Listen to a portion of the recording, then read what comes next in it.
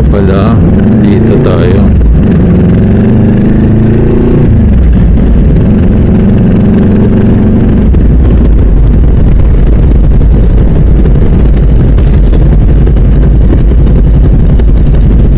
Oh, tama nga, sa kabila siya.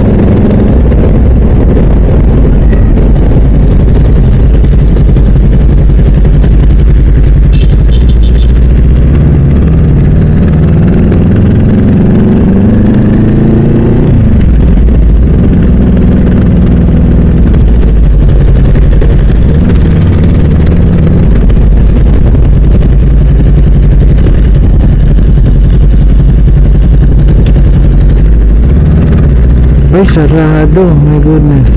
Ay, hindi. Lunch break pa nila.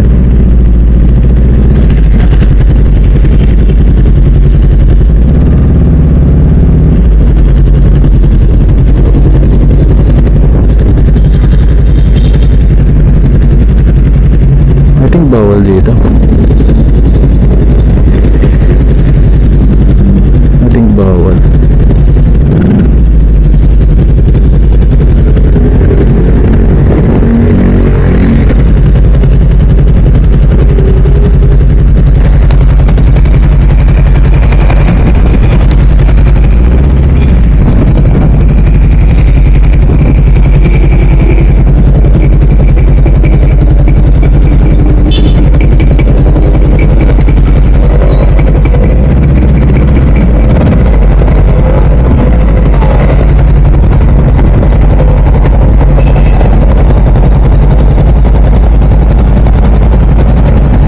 Ayun, buhangin. Bawal mag-park doon. Kasi mapansin nyo, nakagilid lahat eh. So I think binawal na mag-park doon. So lunch break pa nila. So hintayin natin.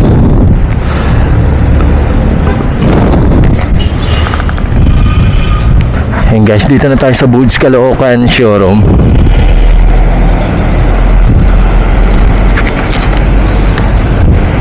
Ito nga pala guys yung ito guys yung crash guard ko na pinakabit dyan sa Muntinlupa. Kay sikat yun kay Merwex. I'm thinking na ipopost ko dito sa video sa description kung saan ako nagpagawa nito. Yan upper and lower crash guard siya. So ayan, design niya. Di backlash siya lahat. May mga tornilyo. Solid yung tubo, malaki. Ayan. Ito, may mga kasama na lahat yan, rubber, stainless na screw, sila na lahat yan, magbabaklas, magkakabit, sila na lahat yan. Ito, saka ito, tapos ito yung sa side box natin, bracket. Ayan, pulido siya, makakapal. Ayan guys, so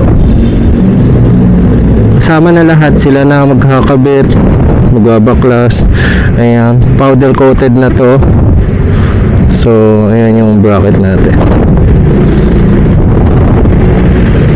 So ayan, yung stainless daw hindi maganda na katagalan natatanggal yung mga weld o napuputol kasi sa vibration daw, something ganun, kaya hindi nila advisable. I guess kung ni-recommend nila na yun, I think tama yun. So So ayun, maporma lang yung stainless. Pero kung budget meal ka pang matagalan, dito ka na sa metal daw. Ayan guys, ito pa rin yung stock nya. So ayan, ayan pa rin yung stock nya.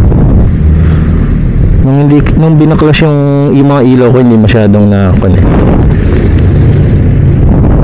Ito pa rin stock nya. So additional lang nito saka nito. Solid. Ayan guys. So ito yung Socom sticker namin.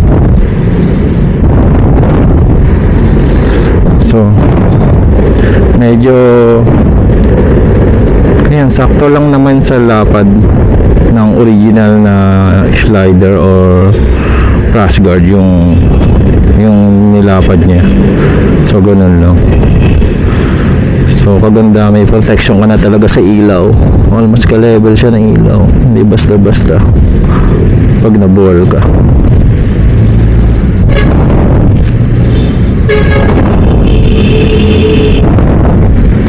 So yung fog light natin ito. Dito tayo maglalagay pa ng isang ilaw na spotlight. Kasi ito parang driving light lang to eh. Hindi siya ganun ka-spot.